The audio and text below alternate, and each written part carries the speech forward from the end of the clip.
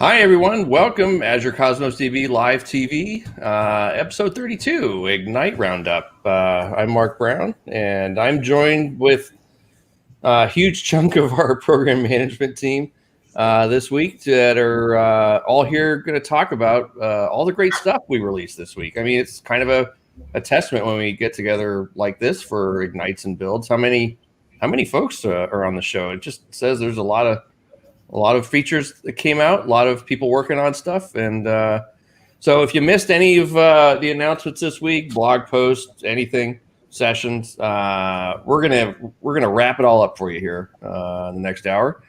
And welcome, everyone. How's everyone doing? Good. Thanks, Mark. Okay. Good to see you. So first off, I want to talk about partial document update. Let's start right there. That was a big one. And Saranya, you and your team worked on that for quite some time. And now it's GA. It's out. Yes, Mark. And we're very excited to bring it to GA, this Ignite. Patch and yearling call, but it's technically termed as partial document update. Essentially, user voice number one item today, wherein the clients, customers were asking for being able to push down only partial specific properties or specific changes in the document to be sent over the wire, as opposed to doing a full document replace, which is what was the state before. Yep. So diving quickly into the feature here, we would support this for the SQL API right now, and we support single patch updates, wherein we can send across a path, and I'll show you how that looks like, and the property that needs to be changed and the value of the prop. So either we could do single or we could do multiple patches on the same document at one call, conditional patches, wherein we pass a SQL predicate precondition. And so depending on the true or false of the precondition, either if it's a single patch or it's a multiple patch or it's a transactional patch, we support that. Bulk patches, all of those can be performed based on the precondition. So that's just a quick roundup there. We support SDKs on Java, .NET, JavaScript, of course, REST, and also on stored procs. Some of the key highlights, as you see on the screen on the one slider, is it's a non-trivial implementation at the back end, right? Wherein in a multi-master or multi-region write scenarios, how can we enable automatic and transparent conflict resolutions? Today, for example, we use the last writer wins resolution by default, or a custom conflict resolution that one can write. But essentially, all of these resolutions work at the item level. For example, if there are two documents where we are patching two different parts and we are trying to write them across regions, only one of those will succeed based on the last writer wins or the custom conflict resolution. With patch, we would support automatic and transparent conflict resolutions at a path level merges as opposed to the whole document level. So that's really the demo that we will see just now. That's pretty cool that you can use that to do basically conflict merging in a multi-region write scenario. That's that has the potential to kind of drastically simplify the types of conflict resolution that you would have to write and handle when you're doing that, which is really remarkable. I think that's great, because kind of what you have today in last writer wins is just more or less just brutal. It's like, hey, I'm here last, whatever. I don't care what you had in there before. It's gone now. So, and then writing conflict resolution policies is complicated. So this has the potential to really make that a much easier process for folks. Absolutely. The Uber idea here is also what is the real benefit for customers, clients, developers is really what we like to say as developer productivity in terms of, hey, you can now avoid doing, say, OCC checks or extra read, probably process documents, do a local patch, and do a full document replace, pass the whole document over the network payload. So all of those are significantly reduced. Yep. So that's probably the biggest benefit of patch, the way we want to position it. Yep. We do not want to position, or even you would notice if you're using patch, that is not really about cost optimization or RU optimization. And this, I want to just highlight that it's not just for Cosmos database. Patches in general, at the back end, it's very compute intensive, right? You look at other compete products in market, patches are actually more expensive. So want to say that in our case, it's not going to be more. And especially if you're doing multiple patches with single calls, then you'll realize more benefits. But if your reason to use patch is to reduce cost, then probably that's not the best use case. I've been saying that to folks as well. Is this is not a balm for poor document design. If you've got large documents and highly asymmetric update patterns, you need to shred the document and put the static properties in another document, and then the ones that update with high concurrency in a separate document, and then do updates on that. That's patch doesn't replace good design. Very nicely said. Yeah. So here's the quick demo that we'll see. Hopefully you can see my screen, and this is a Cosmos DB account. Got a collection container, and it has a bunch of items. Each item is the very trivial, simplistic item having X and Y coordinates. We're going to paint a picture on the canvas. And for picture, we need colors. So we are having R, G, and B values for those colors, right? So currently, as you see, R, G, and B are 0. So if you're reading this document for a particular color, you would get the color black. So in this collection, we do have about 15,000 documents, each for 1 pixel. So if I'm running a front-end XAML file, this is going to read from the collection we just saw, and each pixel in the XAML file will represent one item from the document. So let's just load this. As you see, it's reading from documents, so we put in a background of green, and the fact that you're seeing black here means that we are actually reading from the backend database, and we see black. So with this, let's just minimize this, and let me go back and tell you what we're trying to see and do here. We have 3 clients from different parts of the world, like East US, Central India, and East Asia. So you see these 3 clients. And then we're going to go ahead and run patch operations from each of these clients. And let's keep all this side by side so we can see how things work. And each client updating one of the 3 colors, R, G, and B. So we'll see that for the same document, paths are not conflicted. There are 3 unique paths. You see 3 properties, R, G, and B, but they're being concurrently patched from across the world from different data centers, right? So while we're waiting for this, let's go ahead and kick this off and get this started. And then we should see, as the patches progress, the colors will start appearing on our canvas because they're being read from the backend.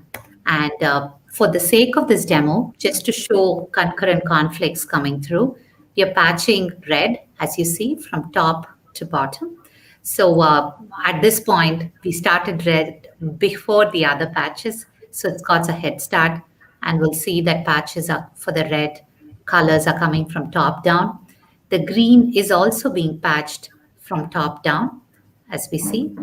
And the value blue, for the color blue, is being patched from bottoms to top to ensure that we do see more conflicts, as we see here. The point that I do want to highlight, it's not that we're going to use patches for multi-region, globally distributed databases all the time, but this proves a very strong point that of between a path level conflict versus an item level conflict. Had we chosen an item or had we done it using an item level or a replace operation, we did take a screenshot of that, right? So I'm just going to pull back the PowerPoint deck that you just saw.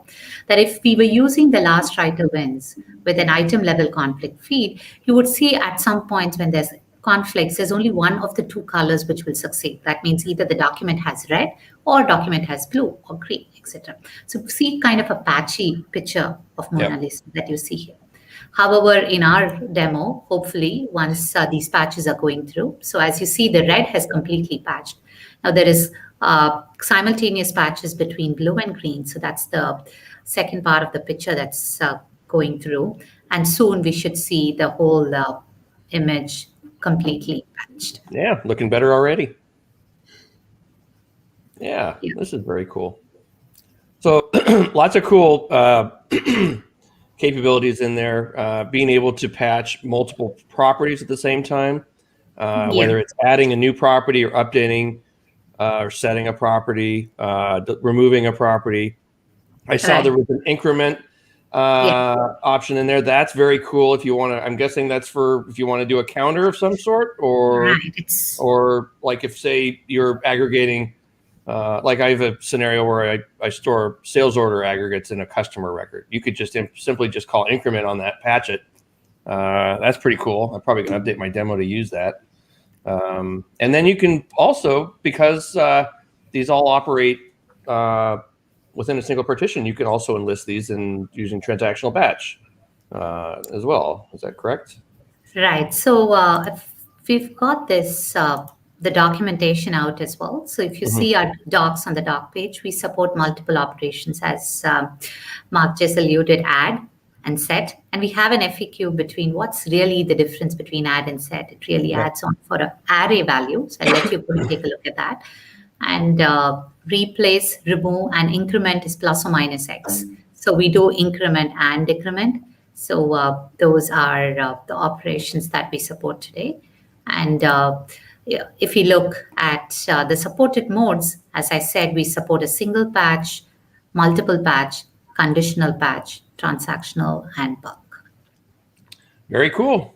So let's go back and quickly see the demo completed. So here you see a fully patched Mona Lisa, and that brings us to the close of what we're here to show. That's awesome. Thanks, Patch. I would request all of you to try it, give us feedback, and looking forward to seeing you use it. Great. Thanks so much, Saranya. That was awesome. Next up, let's talk to Theo. You've been busy, sir, I know, with your Apache managed instance. Oh, gosh. How do we say this right? It's Azure managed instance for Apache Cassandra. Did I get it right? Yeah, that's right. Okay. Yeah. Oh, yeah. All right. So let's talk. Oh, here, before I do that, if folks want to check out our blog post, this is the Roundup blog post that Nikisha on our team puts out. This is a good place to start so you can get links to all of the other announcements we've gotten here. And then within there, we've got links to docs and all that other stuff. So I'll just put that up there for a sec and let you go. Sorry, Theo, I didn't mean to interrupt. Theo, you with me? Sure, yeah, no, I'm here. Oh, so, yeah. No, go ahead. I think I was hypnotized by that demo. It was just so creative. Yeah. That was a brilliant demo, Saranya. I don't know if you're still there. Well done. Thanks, Theo. Yeah. Okay. So I'm so distracted. That was brilliant. Yeah. So Azure Managed Instance for Apache Cassandra is generally available. Along with the release and along with the GA of the service. Well, I guess first of all, for anybody who doesn't know, Azure Managed Instance for Apache Cassandra is a managed service for open source Cassandra. It reuses the Cosmos DB control plane, but it doesn't have any backend dependencies on Cosmos DB. It's built by our team, and that's what it is. It's really as simple as that. It runs Apache Cassandra. It has various deployment operations, scaling operations, maintenance operations, and so on. And it's exactly what it says on the tin. It's a managed service for Apache Cassandra. So now we've GA'd the service, and that's bundled along with it a few features. So we now have customer managed keys, so customers can encrypt data on disk with their own keys and rotate them. We now have availability zones in the regions that support availability zones. We also are integrated with Azure Monitor for metrics and diagnostic logging. I'll show that in a minute. We have backup and restore as well. We have an SLA, of course, as all GA services do. It is available in all public regions. Of course, it's always subject to capacity and availability and so on. We have some additional SKUs, but up until the end of public preview, we only had one default SKU. And users can now select the number of disks that are attached to each node in the cluster. And we've enhanced the portal a little bit. So let me just segue and show that. So I just have a few clusters already deployed here. And one of the main things we've done is just added a data center tab. So previously you couldn't see the cluster information, but now you can view your data centers when they're up and running. And then you can see the status of nodes and different SKUs. You can see here I've got 2 different regions. I've got 2 different SKUs as well. So maybe you've got 2 different regions where you want a different SKU, a lower SKU, a cheaper SKU. In one region, maybe that acts as your backup, but it's it's obviously an active backup. And then you have a more powerful, beefier SKU in your other region. And so you can do that, and that's perfectly fine. And then the other thing we've changed is the create experience. So that's been changed slightly. So we've now split this into cluster and data center. So you fill in your cluster information first, and then you go through there, and you can add availability zones if you want. And then, as we said, we've got different SKUs. These are based on the VM SKUs, and you can select the number of disks per node. And so we have that there. And then the other thing I wanted to call out quickly, or to just show, is that, as I've said, we are integrated to Azure metrics. So you can select from a bunch of metrics here. These will grow over time, but now there are some useful ones there, and you can visualize those as you would with any service that's using Azure Monitor. And we also have diagnostic logging as well. So you can go through there and run queries based on Cassandra server operations, but also audit operations as well. And that might be things like logging or CQL operations and so on. So that's fully integrated as well. Wow, this is really, when you say fully managed, it is seriously fully managed. I mean, you've got lots of instrumentation in here. The integration is just beautiful in there. This is really awesome. I would think for customers that want to, I think that's why we created it, is to help customers bring their workloads into Azure. And if they're working on Cassandra, they can start here, I guess, right? Yeah, and I just earlier on, I was so mesmerized by the demo before that I clicked on a data center and cluster that hadn't come up yet. So this is what the view looks like. Okay. So, all the about different nodes and so on. So yeah, it's taken shape as a managed service, but of course you can interact with it as though it were self-hosted as well. So the goal that we're going for here is to, like I said on the last show that I was on, it's kind of like a semi-automatic, right? Semi-auto shift. We provide a lot of automation, but you can take over the controls as well if you want. Yeah, and with all that integration with VNet, you could essentially, if you're running clusters on-prem, you can connect via ExpressRoute and then tunnel that into your VNet and your subnets so that you can essentially run these clusters that are replicating in a hybrid environment, essentially, right? So, and that's great. People can then go and start at their own pace, start migrating workloads if they're trying to get those onboarded into the cloud. So this is quite remarkable. I love this. This is really, really, really, really nice. Yeah, it's great, and I love that it's unique in that sense. It's this is the only managed service I know of that can do hybrid deployment. So you're connecting to something that's self-hosted or on premise. Yeah. So yeah, I mean, again, I always say have a look at our documentation and let us know what you think as well. If you see gaps there or things that you want to be added, we're always happy for feedback and contributions as well. So take a look at that. Of course, you've got the SLA published, so that's what that is, and you can see that online as well. So that's it for managed instance. I feel bad that I didn't have a quite as exciting a demo as Saranya, but yeah, that's what we've got. Oh, that's okay. Yeah, the other feature. So I'm kind of shifting into another product now, just in case you're not noticing. This is Cosmos DB, and of course it's Cassandra API. And we've just released in public preview server-side retries. So for those of you who don't know, or maybe you don't know about Cosmos DB is provisioned with request units. And if you consume too many request units at any given moment, you're going to be rate limited.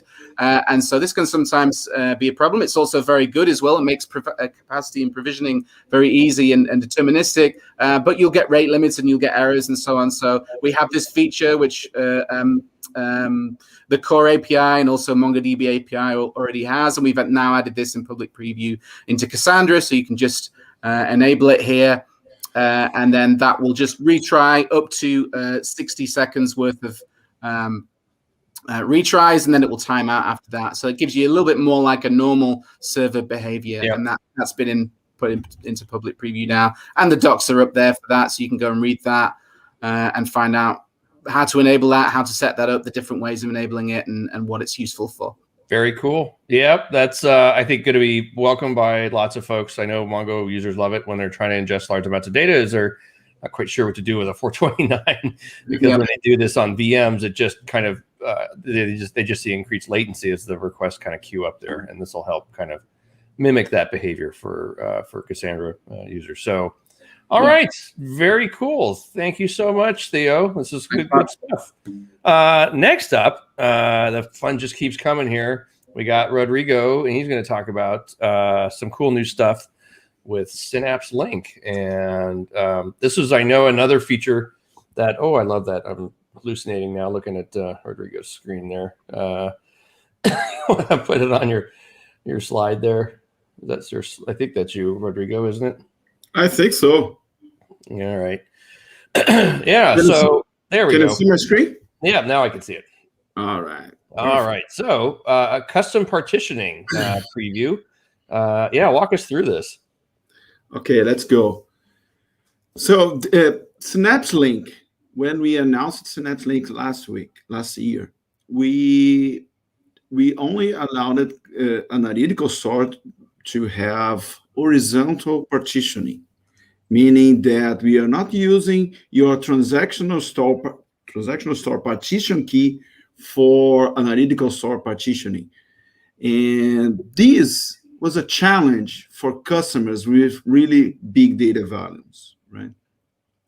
So what we are announcing this week, now we are allowing customers to use their Spark clusters. So it's not fully managed, it's customer managed. And they can create their own version of analytical store. They can create their own partition store using the key they want, right? So let's say here in this hypothetical scenario, we have a customer that is ingesting IoT data, and the device ID is the partition key for transactional store. And we know that analytical store isn't partitioned by device ID or nothing else. But we use analytical store to create your custom partition store. And let's say this customer needs to use date as a partition key.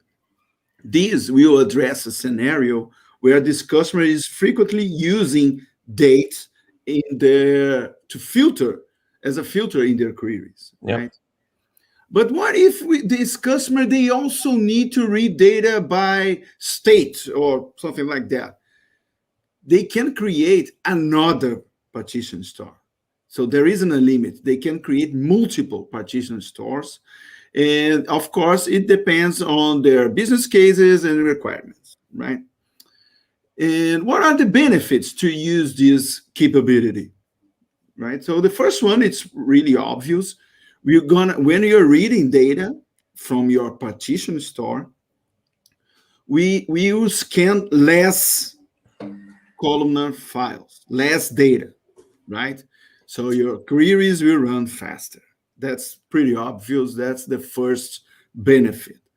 But we also have benefits for some specific scenarios, like heavy updates and deletes workloads, because this will create the log of transactions that happen in your transactional store. They are replicated to your analytical store. But when we create a partition store, we're going to only represent the last state of the data. So we will have here in partition store the last version of your data.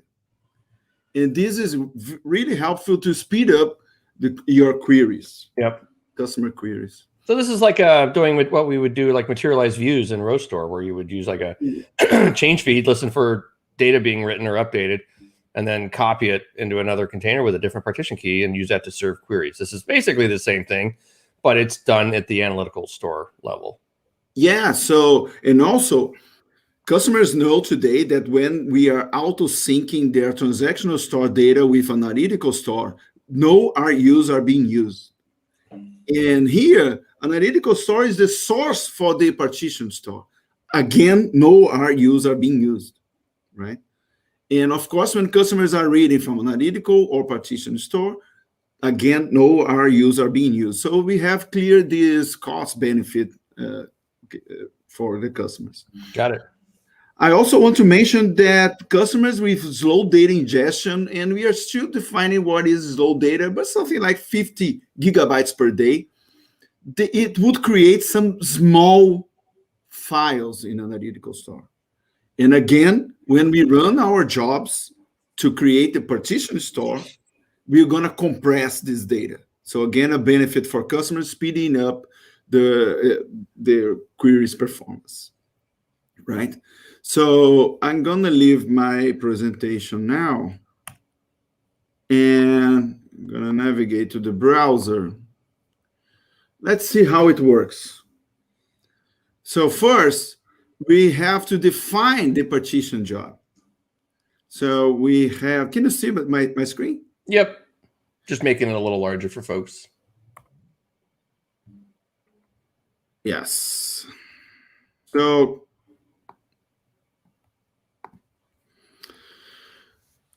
how to define the partitioning, the custom partitioning job?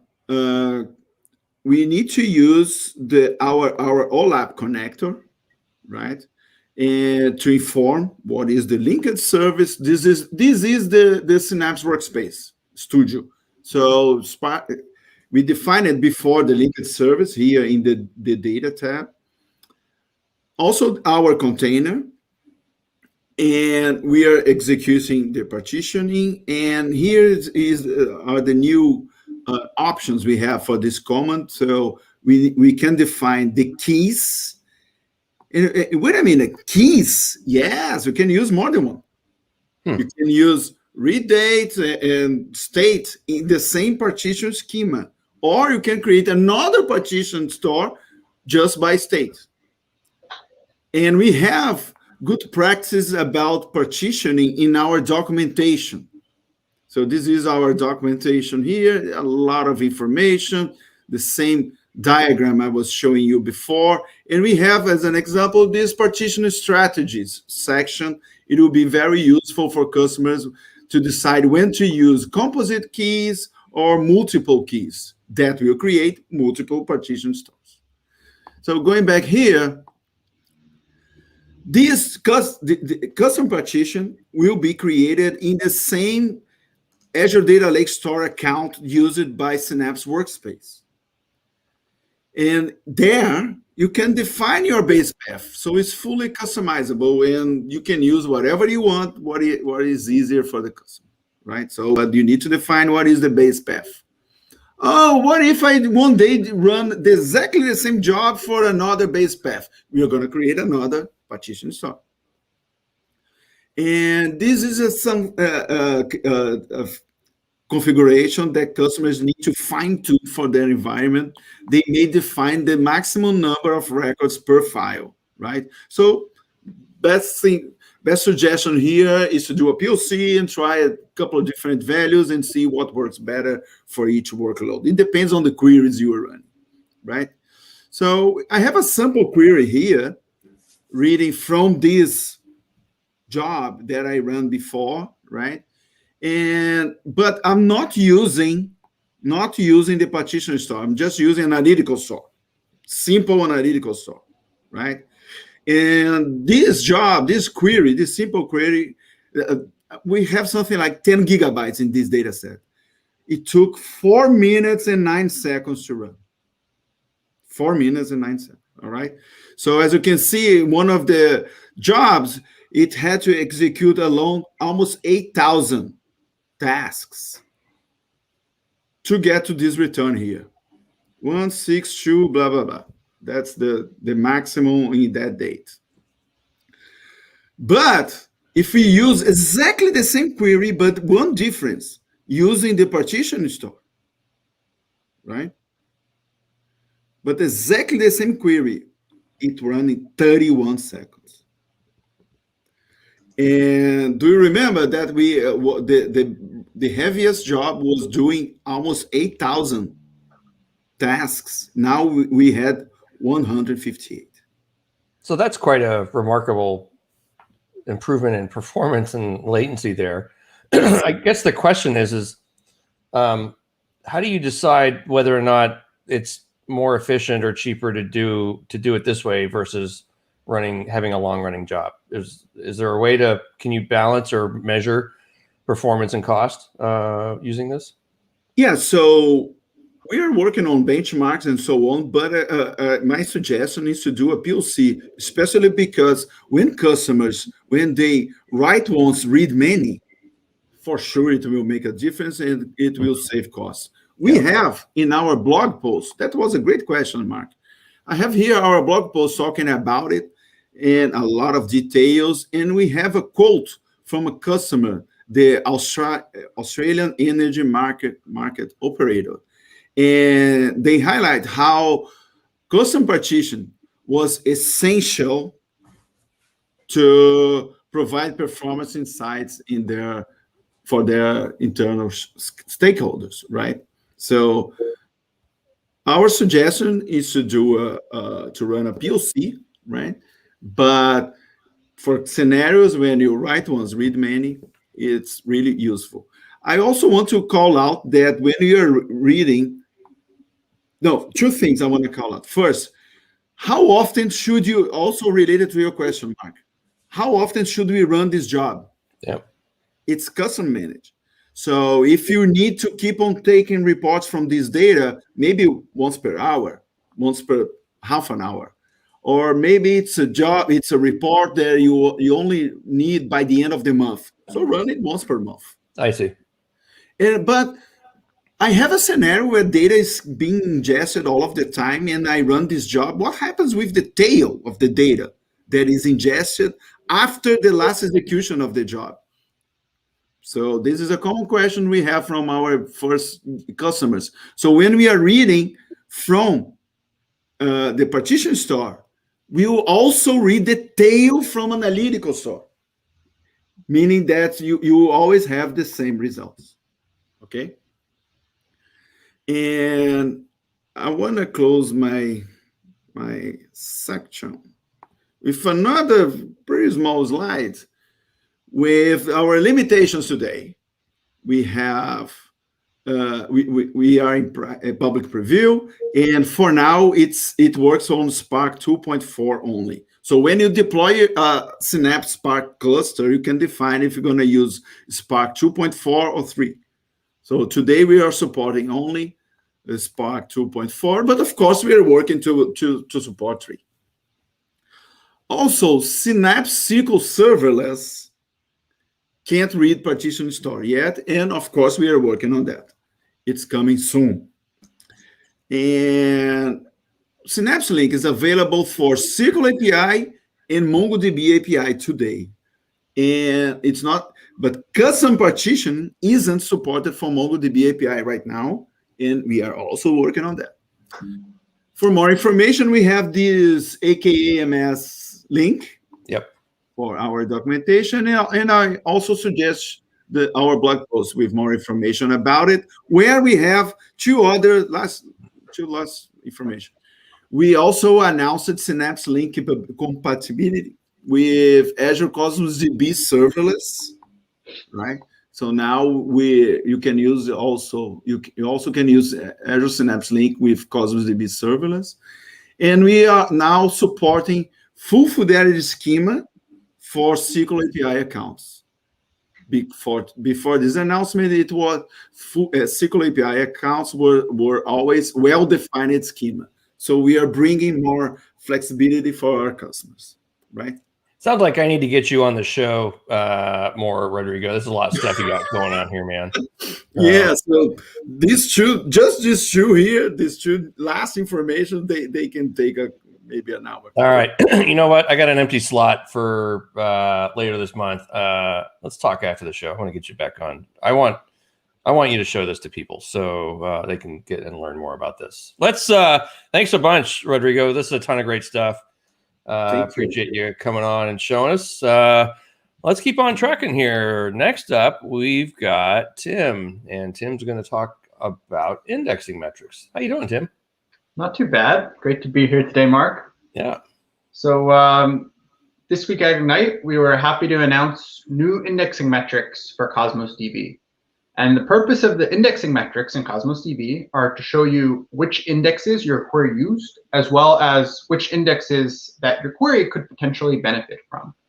So the index metrics basically have 4 components here: the utilized single indexes, potential single indexes, as well as the utilized composite indexes and potential composite indexes.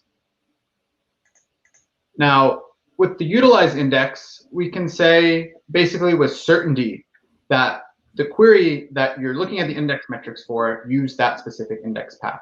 So in a lot of cases, if you have a slow query, one of the first things you'll do is add on a new index. The index metrics is a great way to verify that the index that you added on was actually used in your query. In the past, you actually had to guess this based on the query metrics, and there wasn't a way to conclusively know. Now, by looking at the utilized index paths, you can know for sure whether a new index, whether it's a single index or a range index or a composite index was used by the query. Now, in addition to the utilized indexes, we also show you potential indexes in the index metrics.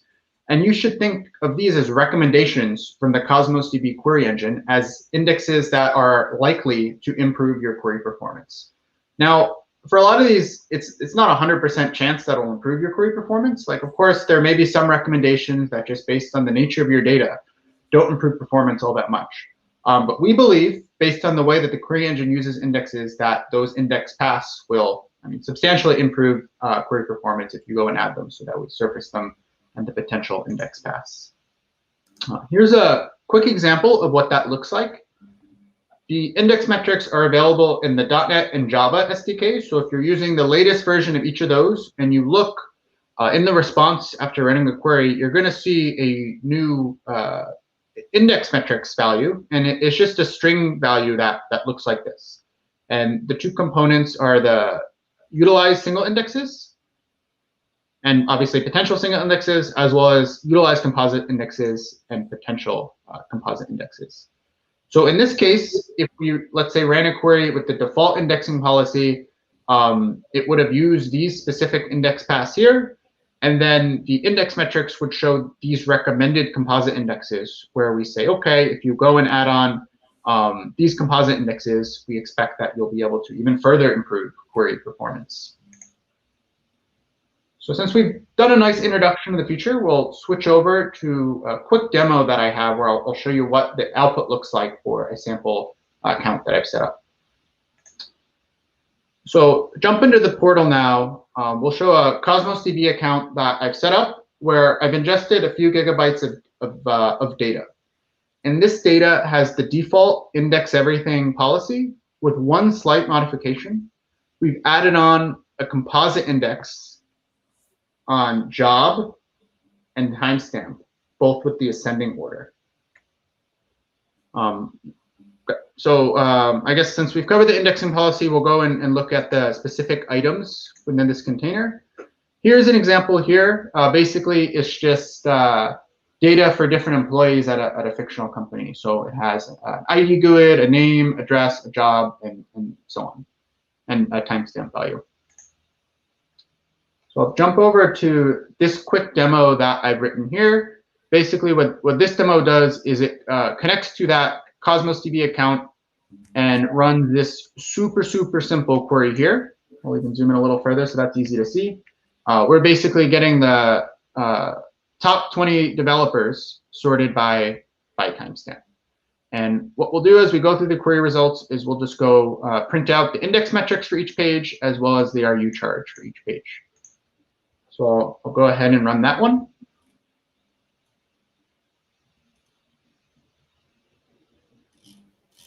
And of course, this query is going to utilize that composite index that we already have on job and timestamp. So this is a great way to confirm that. We can confirm that this query utilized that composite index on job and timestamp. If I go and modify the query slightly, now it filtered on name, I'll change it, filtered on job, I'll change it to filter on name. And I'll say where name is equal to Mark Brown.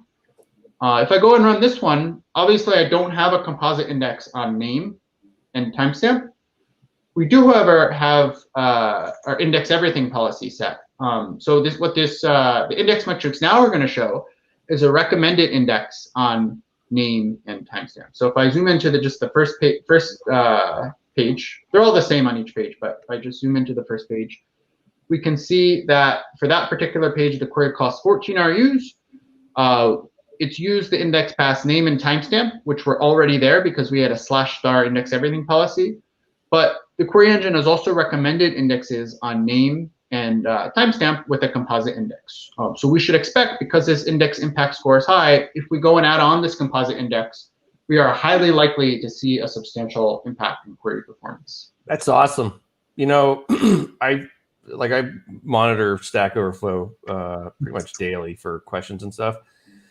And that's a very common question, like, would I benefit from an index, either potential single or composite, for this type of query and this kind of data? And it's always, well, either I come back and ask you, or it's like, hey, kind of hard to know unless you try. And what you're saying here is now they can basically answer their own question by just turning this on and then looking at what's being emitted in the response object for this.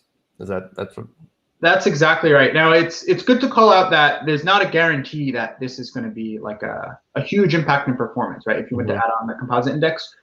So just as if you were coming up with your own indexes to use, like, you should still try them out and test out their impact on performance.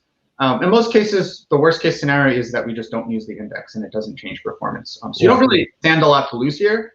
But that being said, you don't want to go on and add on indexes like crazy, because that does have an impact on write charge. So use these recommendations as a starting point, but definitely try them out and, see the impact that they have on query performance. No, this is great. That at least we're providing at least more guidance and help for folks to be able to figure out where could they get better performance on their queries, at least with the addition of indexes in there. So yeah, man.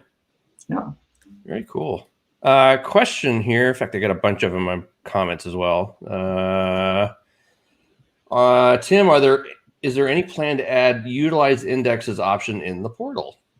Yeah, that's a great point. So right now, this is supported in the .NET SDK and the Java SDK, and that's the only way that these are accessible. Adding it to the portal is on our long-term roadmap for sure, because a lot of customers, maybe they don't use those specific languages, or maybe they're not developers and they don't write code in their day-to-day job, but they still want to optimize the indexing policy. So that's definitely planned on the long-term roadmap, but for now, you'll want to stick to the SDKs for using this feature. All right, cool. Thank you so much. Let me go through some of these questions in here.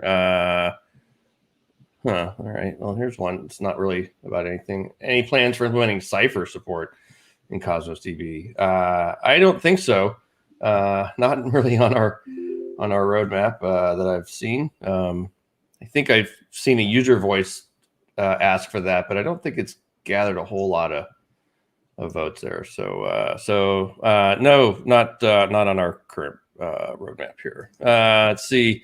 Just a comment. Kudo for partial update will solve so much issues in performance. Yes, very exciting partial updates. I'm definitely going to go and start rewriting a bunch of my samples and demos to start using it because it could be a huge help. Comment from Greg Moyer here. I would love to see compression of the data I store in Cosmos DB. That would save enormous costs for those that have large volumes of data. Well, we already compress data when we store it. I think I know we've had major performance improvements with Mongo recently with kind of the newer API version there where we're doing better on the compression. But yeah, thank you for your comment. We're definitely always working on making data more efficient in storage there. Another comment here. I'm a very big fan of Azure Cosmos DB. Currently started my project on it. It's exciting to see in production. Well, thank you very much. We're definitely excited that you're excited with that. Well, here's a controversial question. Are there plans to return back notebooks in Cosmos DB? Deb, you want to take that one since Sure. Thanks for that question. Yes, our team is very hard at work bringing notebooks back, so you should be able to we'll expect to see that in the future. Yep, we're working on it. Believe me, we're working on it. We'll get that back soon. So okay, moving on here, we've got Deb. You're going to be talking about our new Throughput advisor. This is another very cool little feature, just like things like indexing metrics. These things kind of help take some of the rough edges off, provide good guidance for folks that are trying to build and in some cases do kind of capacity planning and budgeting for their applications. So yeah, let's talk about what you got here. Cool. Thanks, Mark. So one of the most common questions we get from customers when it comes to Throughput is, should I use autoscale or should I use manual? Which one gives me the best cost and performance for the workload? So what we're excited to announce this week is we have 2 new Azure Advisor recommendations that analyze your existing workloads on Cosmos DB and actually recommend which setting, autoscale or manual, will be the best for you in terms of to help you best utilize your throughput and get the most cost savings. So to see it in action, here I have 2 collections. This first collection here, I set it to use autoscale throughput to scale between 400 and 4,000 RUs. So I want to know as a user, is autoscale actually saving me money, or should I be using some other setting like manual throughput? At the same time, I have another collection here, which I currently have set to manual throughput, but I have this question, should I be really using autoscale for this collection? So to answer these questions before our recommendations, what you typically have to do is you'll go to Insights, which I can find right down here, and you'll filter to the collection that you're interested in. So filter to collection 1. So again, this is the one I currently have provisioned as autoscale. And the metric that we always want to look at is normalized RU consumption. Normalized RU consumption is a metric between 0 to 100%, which basically tells you how much of your RUs have you actually used. So the closer to 100, the higher utilization you have. When it comes to choosing between autoscale and manual, the magic cutoff point is 66% for this. So if your average utilization across all the hours in the month averages to 66% or higher, that means you're actually using your throughput quite a bit. So autoscale really isn't going to help you too much on cost because you're always going to be scaled super high. In contrast, if your utilization averages to something lower, but you still have occasional peaks where you hit 100%, then autoscale will help you save by automatically scaling to the minimum when it's not in use. So for this collection, let's zoom in on the normalized RU consumption. And if I zoom in and look at it, it looks like for actually quite a period of time, I was either very close to 100% or exactly at 100% with a couple hours of idle time. So prior to our Azure advisors, you would download this file, look at the average for each hour, calculate, see if it's greater or less than 66%. But now with our new Azure advisor recommendations, which you can get to, again, same context in your Cosmos DB account, just click on advisor recommendations. You can see I have a couple here for my account. You can go to cost. And indeed, I have one recommendation that's encouraging me to configure manual throughput instead of auto scale on my resource. And when I scroll down, it's exactly this collection one here. So what the advisor does behind the scenes is about once a day, it looks at your actual usage, your actual utilization, figures out that average for you, and estimates what you would save if you moved to the other setting. So here, because my average utilization of my max RUs is so high, around 80%, I'm typically scaled to around 3,000 RUs anyway. So the recommendation is telling me if I can switch back to 4,000 RUs of manual throughput, I'll be able to save around $530 a month. That's cool.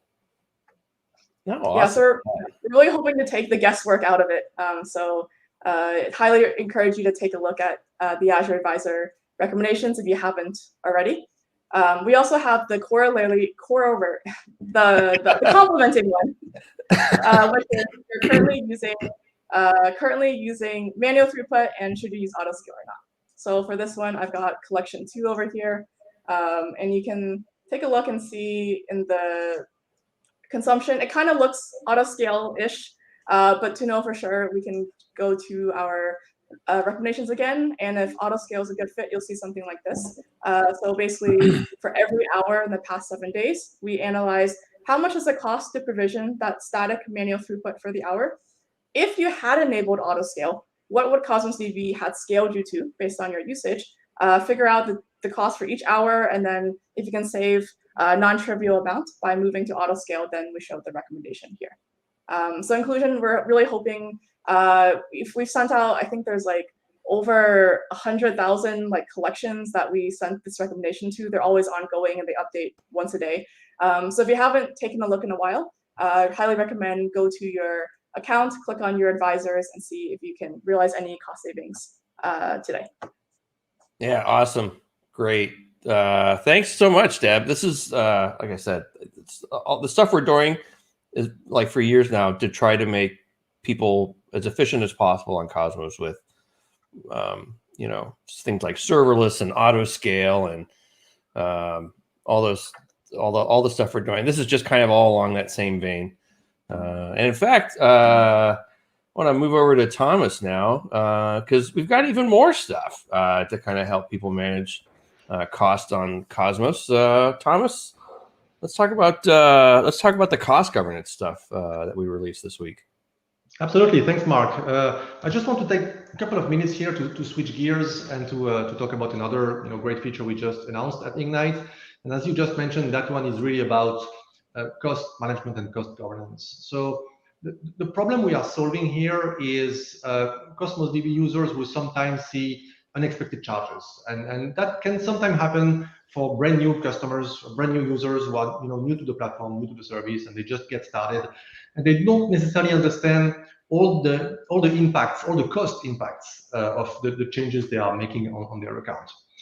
Now, if you are using Cosmos DB in provision throughput mode as opposed to serverless mode, most of the charges you will see will come from, well, the amount of throughput you have provisioned across your account, right? And so the approach we have taken in order to let you better control your costs is to give you a way to put a hard limit on the total amount of throughput you will be allowed to provision across your account. Okay? So essentially, we give you a way to set what we could call a throughput budget, right? So you set up a budget, you say, I really don't want to be allowed to exceed X RUs per second of throughput across my account, and any configuration change that may exceed that budget will be blocked by the service. So let me just quickly show you what this looks like. It's really simple, really. Yeah. Here I have a Cosmos DB account with 2 containers belonging to the same database. The first container is provisioned at 400 RUs, the second at 600 RUs. Let's say I want to put a limit on the additional throughput I may be allowed to provision here on my account. So now what I can do, as you can see, we have a new entry here on the left side menu, which is cost management. Okay? And so if I go here, I will see 2 things. First, I will see a summary of what's the total amount of throughput that is currently provisioned on my account. So we show you a very nice breakdown per database, per container. So here I see kind of a synthetic view of all the resources I have on my account. 400, 600. That means that right now I have a total throughput of 1,000 RUs per second provision on my account. You can also see the number of regions. That account here is just deployed in one region. Obviously, if I were deployed in 2 regions, then we would multiply that number by 2, right? Because as a reminder for our viewers here, when you add regions to your Cosmos DB account, we provision the same amount of throughput in all the regions you have. So yeah, you know, I was going to ask that question. Like, okay, it sounds like you can stop from provisioning or increasing throughput, but what if I add a region? Because so many times people are coming to me surprised, like, hey, I created an account and now my bill's double. And I'm like, did you add another region? They're like, yeah. And I'm like, well, that also requires compute to run as well. So yeah, that's cool. That's very common scenario, as you just mentioned. Sometimes customers, and again, new customers, right? Customers who are new to the platform, they don't necessarily grasp all the ins and outs of Cosmos DB, and they don't necessarily understand that, well, if you add a region, you add throughput. You are provisioning more throughput on your account, and you will be charged accordingly. Okay. So yeah, the first section here shows you the total throughput that is provisioned on the account, and then on the bottom you can set a limit on that total throughput. By default, right now, the limit is disabled on all our users' account, but I can activate that. Obviously, I cannot set the limit below what is currently provisioned, right? So I wouldn't be able to set a limit below 1,000 right now, but I can set any limit I want otherwise. Also, as a convenience, we show you a quick cost estimate, based on the number of RUs that you want us to limit, just for you to to give you an idea what's the maximum cost that would be involved in the throughput that we allow to provision. That's pretty much it, right? I just have to hit save here and at the bottom, and this would just be deployed or applied to your account. Just to save some time, I have another account where the total throughput is already applied here at 1,000. That account is actually configured in the exact same way as the first account I was showing you before. If we go here to the Data Explorer, I see I have 1 database, 2 containers here. The first container being at 400 RUs, the second one at 600 RUs. So I am really at the limit I have set. I have 1,000 RUs of total throughput right now, and so yeah. So I should have all right. Well, let's see. So let's try setting it to, let's live dangerously. How about 100,000? To increase to 500. Well, this is not enough. So you see a very obvious error message. We don't even let you start the operation. We tell you very explicitly, well, you have set a total throughput limit of 1,000. This update is not possible because you would have increased the total throughput to 1,100. Right? And you can always go to cost management back there to increase the limit if you want. So that's the error you are seeing. I would see the exact same error if I was trying here to add a new collection, if I was trying to add a region, and even if I was trying to do those changes through our SDKs, right, through what we call the data plane. The exact same error would come back saying, hey, you have a throughput limit on your account, and you cannot exceed that limit. Does it work does it work against the RP as well? Yeah, absolutely. It's both control plane and data plane. So we have made sure that we have locked all the ways for our users to make any configuration change that would increase the throughput. All right, so I can't sneak it in using some CLI or no. It's pretty hardened, I should say. Perfect. And before I finish, I also wanted to mention that this is a very nice feature for our free tier customers, right? Because if you are using Cosmos DB in free tier mode, you get the first 1,000 IOs per second of throughput for free, and you want to make sure that that will remain free, right? So you want to make sure that you will not be allowed to exceed that amount of throughput provisioned across your account. And until now, we didn't have a good way for our customers to actually lock their account and make sure that that kind of configuration wasn't possible. So what's possible now? Here I am on a free tier account. As you can see, the free tier discount here is opted in. I can similarly go to the cost management blade, that new section that we have introduced. And here, that first option, which was grayed out in the other account here, is possible. Basically, that option is just a shortcut saying, well, please limit the total throughput to whatever is granted by the free tier. Okay, so right now it's 1,000, may increase in the future, who knows? But that option will always make sure that at least in terms of the throughput you will provision on your account, the free tier account will remain free. That's so important. I mean, a lot of, obviously, the newest customers are going to use that free tier just to try, and don't want them to get shocked or surprised by, hey, why isn't this free when you said it was free? So now they can lock it down, keep it free, and stay free. So yeah, fantastic. Absolutely. That's pretty much it. I mean, it's a very simple feature. I believe it's a very powerful feature in the amount of things it lets you do, or rather it doesn't let you do. So I would encourage all our customers obviously to have a look. I would strongly encourage our brand new customers to enable the throughput limit, just to make sure that you are on a happy track as you are making your first journeys on Cosmos DB. Yeah. Well, great, Thomas. Thank you so much. More good stuff. Last, we've got Justine, and she's going to talk about the new Logic Apps standard connector for Cosmos DB. Did I say that right? Yeah, that's right. Thanks, Mark. So today I'm so excited to show everybody the new, it's a built-in connector for Cosmos DB on Logic Apps Standard. And what that means is because it's built in, it's actually running in the same process as the Logic Apps runtime. So this is in contrast to the existing managed connector, which some of you may have used. That connector is actually running in a separate process. So this, because it's a built-in connector, it avoids a network call. And that translates to lower latency and increased performance. And it also allows you to have much higher throughput. So this built-in connector is really targeted at those high throughput, really business critical scenarios. So I'm going to show you a couple of the operations that we have available. And I'll do that by walking through a sample workflow that I have. So I'll just pop into my inventory demo. And this demo workflow really shows a super traditional workflow that you might find on Logic Apps. Basically, it's triggered by the Cosmos DB change feed. So we have our first trigger here. This is that what really kicks off the workflow. I'm listening to a products database, and I've set up an orders container. So this is going to be an inventory tracking system. Anytime a new order comes in, we want to check, do we have the available inventory to serve this request? And then we want to react to that. So I have my trigger based on this orders container. The next thing that I'm going to want to do is I'm going to want to read and see if I have that product in stock. So this is reading out to a separate container, which is my products container.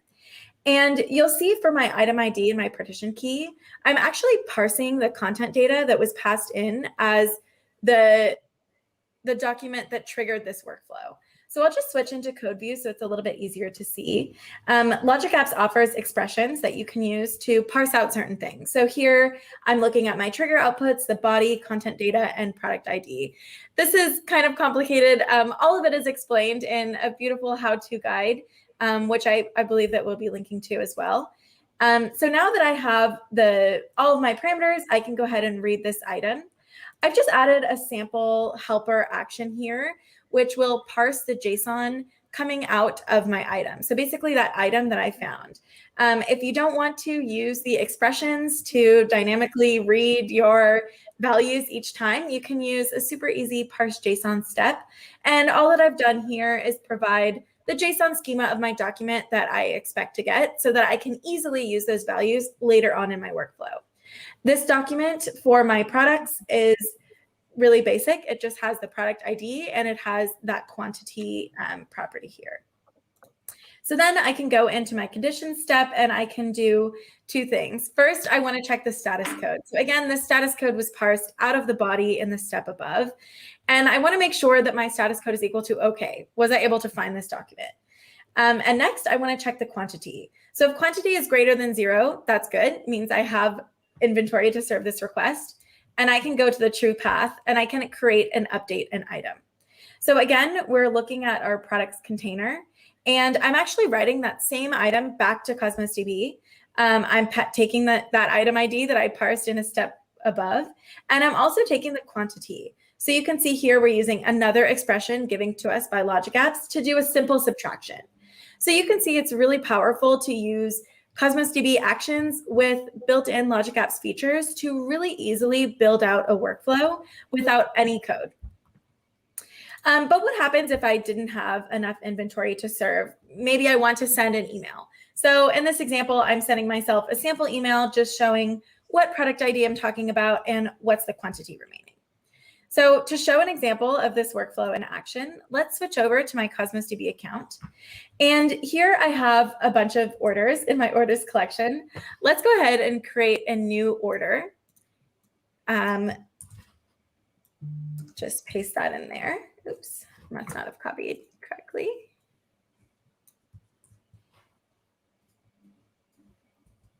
Okay, so now we have order 20. And let's go ahead and do one more order. So I happen to know for this certain product 1 that I'm trying to submit orders for, there's only one quantity remaining. So if we go back to our inventory demo and we look at all of the runs in the run history, we should see 2 new runs here. And you can see I just received an email telling me that my quantity remaining is 0. So this yeah, so I'll have to go and make sure that I restock to service all these requests. Such a popular store. So this shows you like the integration, really some table stakes features for Logic Apps, really great integration with third party. Sending an email, for instance, is really easy with no code, but showing the power of some of our Cosmos DB triggers and actions. I want to mention a couple other actions that I didn't cover in this demo. We also have the ability to query for documents using a SQL query that you can type right in as a parameter, and you can also use those variables like I was showing, the dynamic content. We also have the ability to delete an item, and a really exciting action, which is to create or update many items in bulk. And this really contrasts with the single create or update an item action, which I showed in this demo, because it is really targeted for high throughput scenarios. So say you want to process hundreds or thousands of documents, this bulk support is going to leverage the bulk capabilities of the SDK, which is what the connector is running on under the hood, and really give you the best throughput that you can achieve. There's one other thing that I wanted to mention about this connector, and that's really just to highlight, once again, it's really built for scale. So I'm going to click into my second workflow. This workflow is similar, but much simpler. It just has a trigger. I have an events database and an event container. And then I'm going to be essentially copying those events that I've created into a new container called copy events. But what I want to show you about this, I was running a sample console application earlier, which just writes about 1,000 documents a second into Cosmos DB. So if we go into application insights, we can actually see how many executions we had, and really the performance, how long each workflow is taking. So here I'm going to add a couple metrics. Let's look for the event stream workflow count. And let's add one more metric, which is going to be the job execution duration. And I'll just highlight, this is one of the runs that I was doing earlier, and I'll just highlight some key points. So you can see I was inserting documents at about 1,000 a second, but of course the trigger batches those, so you're not getting one execution per document. It's going to process a bunch of them at one time. And you can see I had about 100 executions, and each of them was relatively fast. So I hope that this excites you to try the new built-in connector. And thank you so much. Yeah, that's really awesome. I mean, with the performance you're talking about there, I mean, you could really use this to kind of build like bespoke data migration or data loading. Yeah, definitely. Types of connectors in there. Yeah, and the trigger is actually built using the exact same extension that Azure Functions uses. So you can expect a similar throughput and scale. And copying, migrating data is definitely one of the use cases that this now connector with Logic Apps on the hosting side, is there like t-shirt sizing for kind of the scale and how you can scale those up? Like say you get in there and you're like, okay, I think I want to see if I can go a little faster. Can you just easily kind of scale it up with no downtime when you're? Yeah, so I actually don't know about the downtime aspect of it, but there are definitely different sizes of Logic App Standard that you can provision. So one caveat here, this is for Logic App Standard. There's also a consumption model, which is more of a, multi-tenant system. For Logic App Standard, you're kind of getting your own dedicated compute and your own app service plan. So however long it would take to scale up a traditional app service plan is how long it would take you to scale up your Logic app. Yes, but you can definitely scale up and down according to your needs. Okay, cool. Well, thank you, everyone. I think Saranya had to drop off because Oh, wait, hold on. We lost, where is he? There he is. There, we lost Rodrigo, but now he's back. So, all right. Well, wow, what a great show. We went way over an hour, but hey, that's what happens when you're releasing lots of stuff, right? So, all good stuff. And thank you, everyone, for joining us this week. And thank you, everyone at home, for joining us. We hope you enjoyed the show. Next week, I've got Jeremy Lickness on. Jeremy runs all the Entity Framework stuff over in the .NET team. And he's going to talk about all the cool new stuff for EF6 that's coming out for Cosmos DB. So that should be fun. Join us. We'll hear about all the new stuff coming out for Entity Framework on Cosmos. And until then, thank you, everyone. Theo, Justine, Tim, Thomas, Deborah, Rodrigo, and Saranya. Hopefully back asleep. So I feel bad. Middle of the night where she's at. So, okay. Well, thank you, everyone. See you all again. Thank you. Thanks all. Bye. Thank you. Thank you.